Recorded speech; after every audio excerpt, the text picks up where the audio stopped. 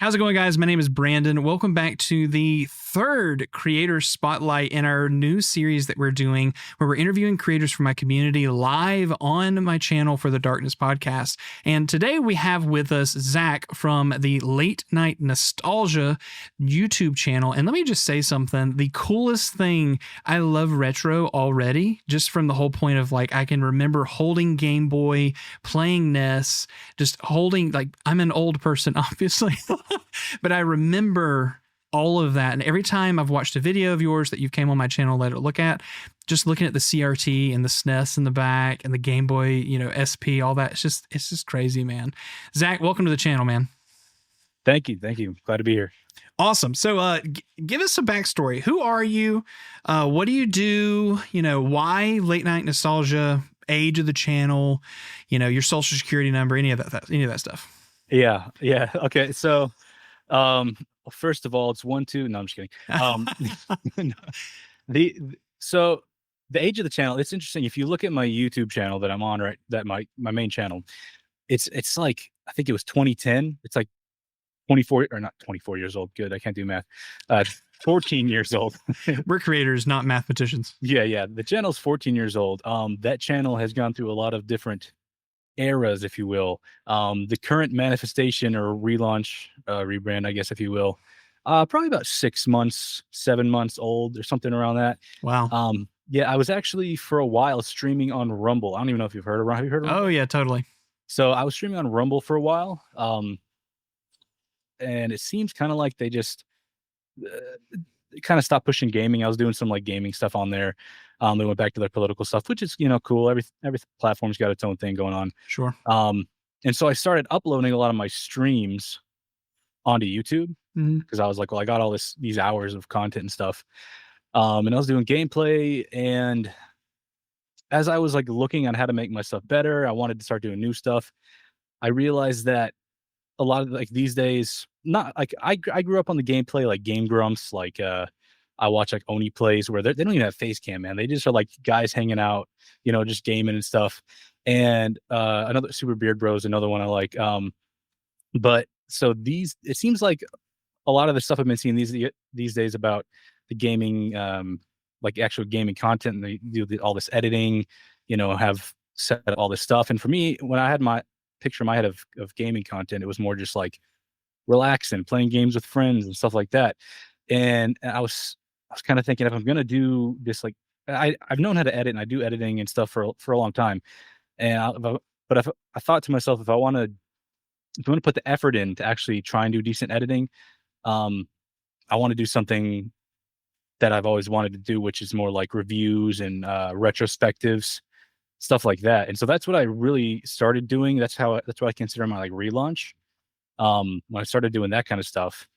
And if you look on my channel, actually, that's all that's there right now. There's, I don't know, 150 videos on my channel. Most of them are just unlisted because wow. Yeah. But most of my subscriber base comes from the relaunch. So like, I think when I kind of started, I had almost 100 subscribers.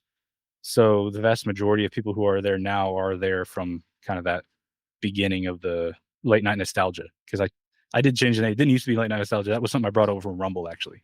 Right. Love it. Okay, cool. See, everyone's journey is completely different. Some people, just like our previous guest was like, I started 7 months ago. You're like, brother, I've had this channel since Cyrus was in college, just hanging out. That's crazy, man. I was in high school making videos with my buddies, on iMovie. So iMovie. Yeah. Listen, we all have our journey, right? Our own growth. That's good. Okay. So Late Night Nostalgia, we get into it. I know what the channel's about, right? We've talked about it, that it's product reviews, and we can kind of get the idea because I said retro stuff. What is the channel about? What do you do on your channel right now? So I do a little mix. So right now I enjoy gaming handhelds. It's like something I really like. I watch a lot of gaming handheld content.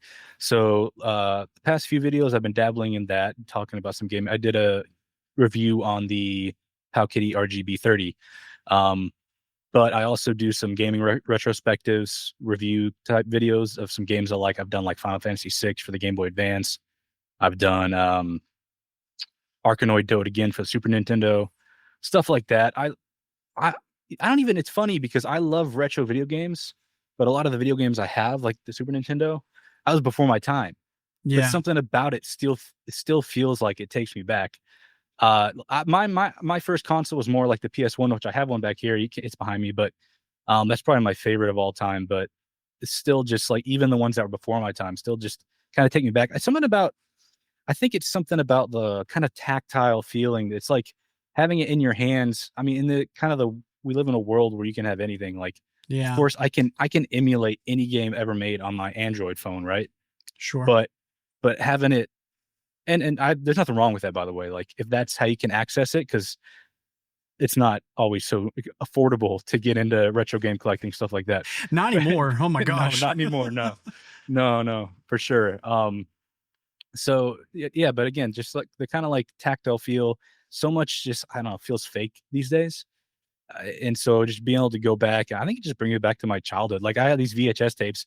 I'm not like constantly watching them, but just having them there on special occasions, putting one in, it just kind of takes me back in time, and it brings you to like a just the nostalgia, right? That's why it's in the name of my channel. But um, and the goal of my channel is just hopefully be able to give that same thing to other people. Right. Yeah, totally. I think I just remember Game Boy going to a friend's house and carrying cartridges, Yeah, the link cable, a big old bag. bag, like the thing that sticks on the screen with the attached speakers, with the light that comes over the top, because Game Boy Colors didn't have lit screens. It was just the color.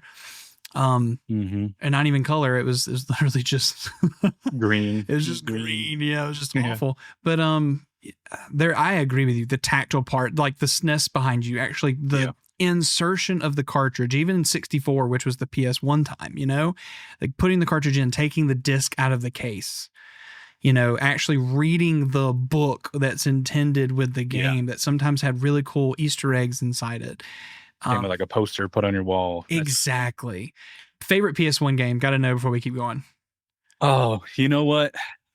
My favorite is probably Tekken 3. Like I played that with my brother just endlessly, and he always beat me. He's 3 years older than me, but I always tried, and I would just get like Eddie, the like character you can just spam like the kick button on it, and just like, and he'd still beat me. But I think an underrated one that I like is Croc. You ever heard of Croc? Yes. Legend of the Gabos? Yes. I do like that game. I feel like he gets kind of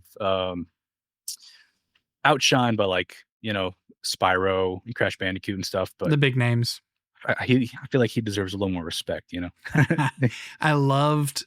I played Final Fantasy. Final Fantasy VIII was my first Final Fantasy that I really delved into. I didn't play the 1 through 7s yet. I really skipped 7 and I never really went back to it.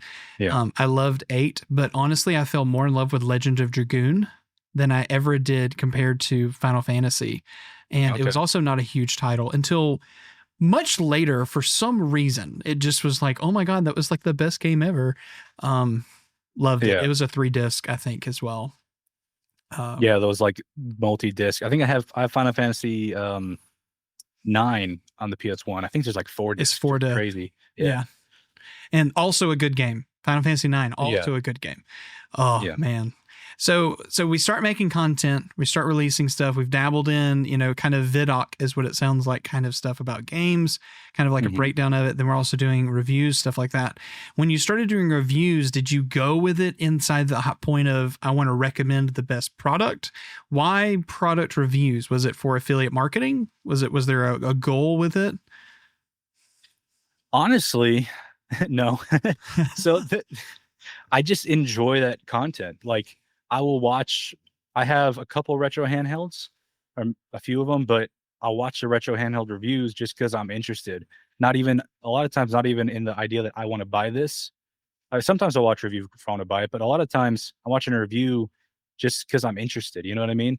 Like, if there's a game I've never heard of, I might watch a review on it, not necessarily because I need to play this game. Put in the back of my head, I might play it eventually, but something about just like, again, it's just like that thing you're talking to your buddies, check out this cool thing I got. Like, I just got a new Game Boy. I just got this or that, and it can do this. And I think I just create the kind of content that I enjoy. That's what I'm trying to do. I love that. That's good because then you have that motivation of continue making it. I Yeah, like that. I actually had a guy in my comments. It was weird. It was kind of like a negative comment.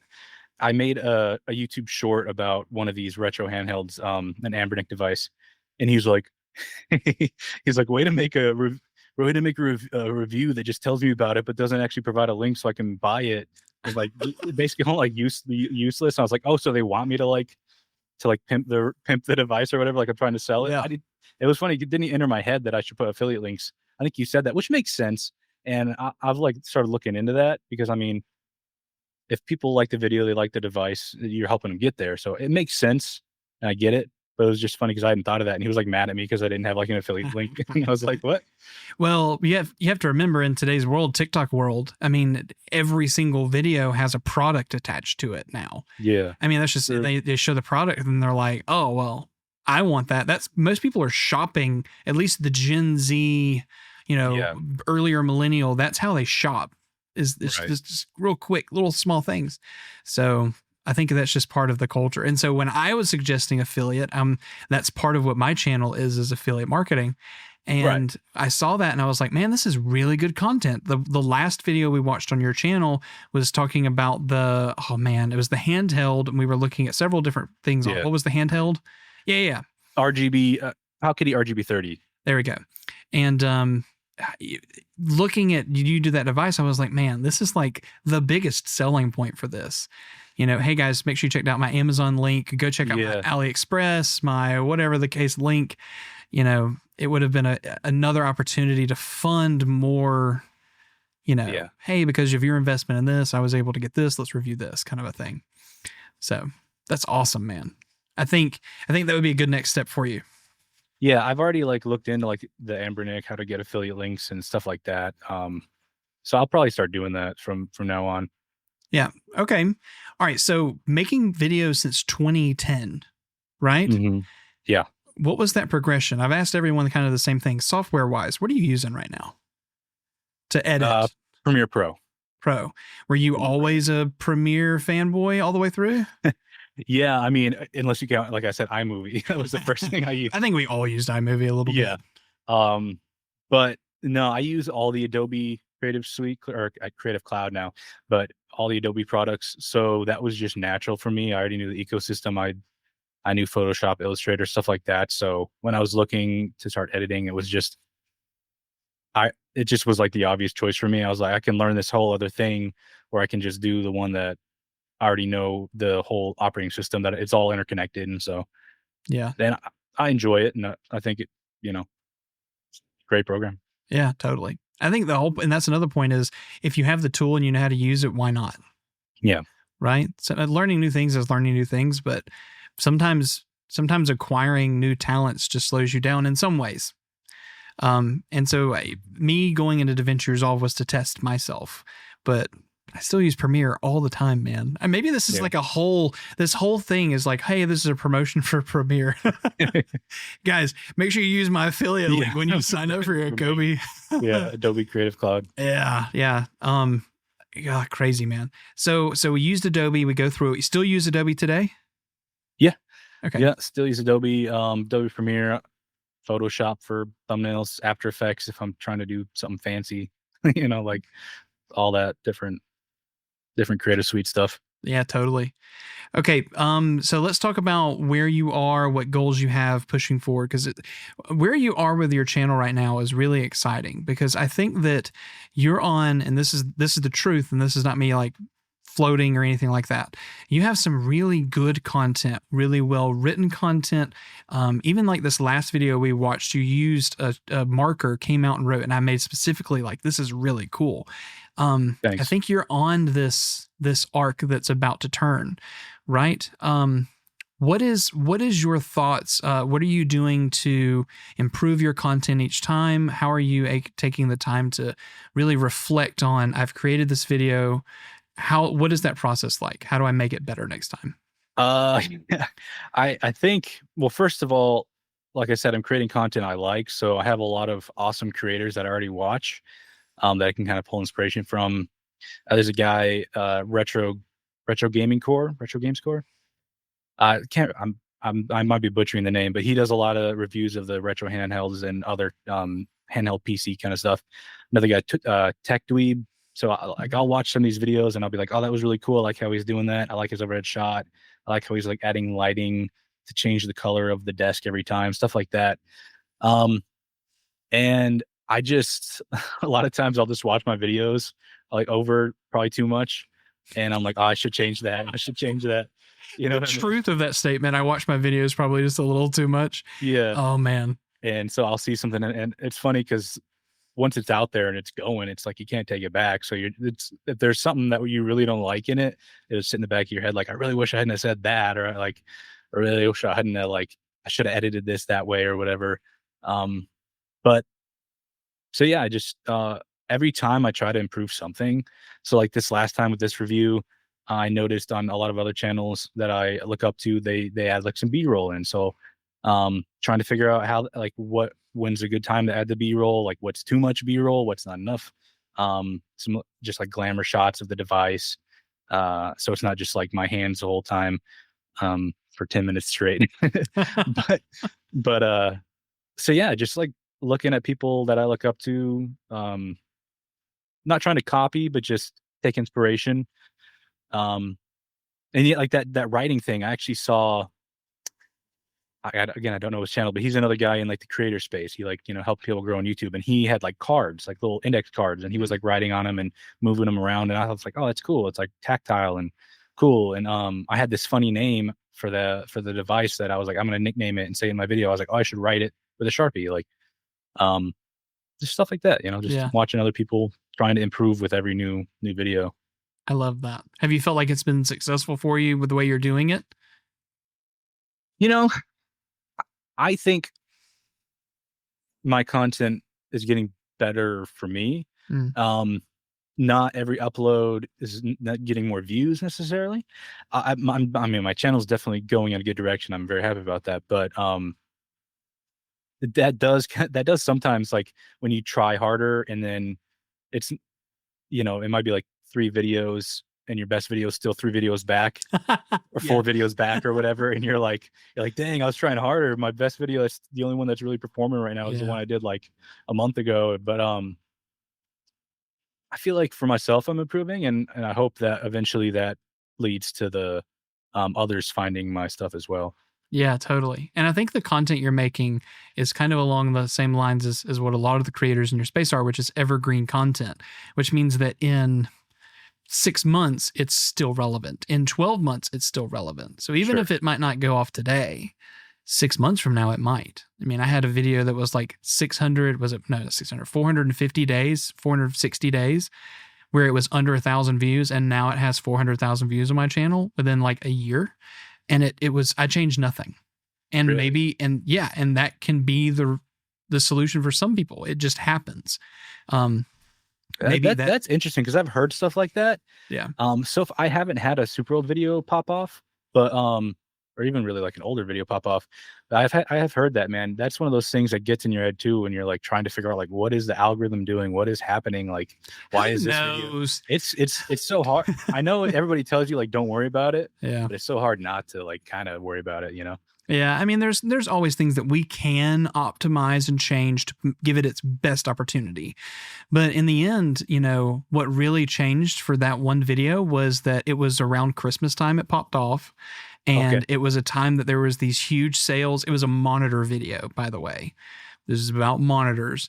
And it somehow struck a chord, and then it just kept going for the next few months. So whatever the case, it doesn't matter what could happen. It could be someone who blew it up on TikTok, like that Ambernick device that you just did. It could be like the most popular thing on TikTok you never even knew, but then they're searching YouTube for more in-depth reviews and they find your video. Right. I mean, it could be so many factors. So yeah, I wouldn't worry about like the video you produced today is not like popping off compared to the previous ones. In your niche, you need to think that long game piece. You're not making news content that's like gone tomorrow kind of thing. Right. Anyway, okay, let's get back to what is your, where are you leading with this? Are you doing this just for fun? Do you want to do this? What I didn't even ask. What's your your day job? What do you do? I'm a screen printer, so I print T-shirts. Love I it. work for a small screen printing business. I do that full time. I just graduated college. Um, I went back to college, by the way, like, so it wasn't like like most people go to college. I went to college for like 2.5 years, dropped out for about 3 or 4 years, and then I was like, I want to go back and finish. So I went back and finished online. Um, so I was doing a lot for a while there. It was work, college, and YouTube. I just graduated a couple weeks ago, so finally, hopefully, I can now dump a little bit more of that time into the channel. But yeah, so I do YouTube currently for fun. At least I try to think of it that way. I in the back of my there's always that thing in the back of my mind. It's like, wouldn't it be, dope if like one day this could be my job? Yeah. But I try not to focus on it too much because I feel like if I do, it could like lead me to like a dark place emotionally because if my growth slowed or if I just wasn't getting the stuff I wanted to, I don't want to put myself in that place where I'm just like hyper focused on that. Yeah. Uh because if it doesn't go that way, I don't want to, make that something that could, just like affect me. But but yeah, that would be awesome if one day I could be like monetized and be making enough, even for like a side gig, like you know what I mean, like to maybe take a little more time, um, in this and whatnot. But right now, I just try to focus on having fun and making this content I want to see, improving with every upload if I can. Yeah, I think that's where I'm at currently. That's awesome. I love that. So what's your degree in, if you don't mind me asking? Communications and its focus in new media. Oh, I love it, man. I love it. First of all, congratulations on graduating. That's pretty awesome. Thank you. I like calculated it up. I think it was like 5 or 6 years because I did drop out. When I went back, I kind of changed my major a little bit. Mm. And so I had to like redo some stuff. So it was definitely a long time coming. I was very relieved. I called the the offices there at the college. I'm like, did I miss anything? I'm like, I don't want to be excited and then find out I missed something. Like I Right. need to know it's for sure. I'm locked in, you know what I mean? Yeah, so Yeah. I was pretty stoked about that for sure. That's crazy good. So with that degree, are you wanting to pivot more of a media relations position kind of a thing, or you sticking with the screen printing business that you're at? I'm happy where I am now. But that is something that I do like doing. Like obviously I'm on YouTube. I like creating stuff. I've always liked doing social media. I've always done some sort of social media creation all the way back from 2010, like we were saying. This is the first time I've like really dove deep and like put in like hours of effort, like other than just kind of like messing around, creating stuff for fun. Um, but in the future, if I decide I want to find a different position, that is something that I've thought about. And if it would be, I think it'd probably be something around, social media, communications, advertising, stuff like that. Awesome. I love that. That's so cool. All right.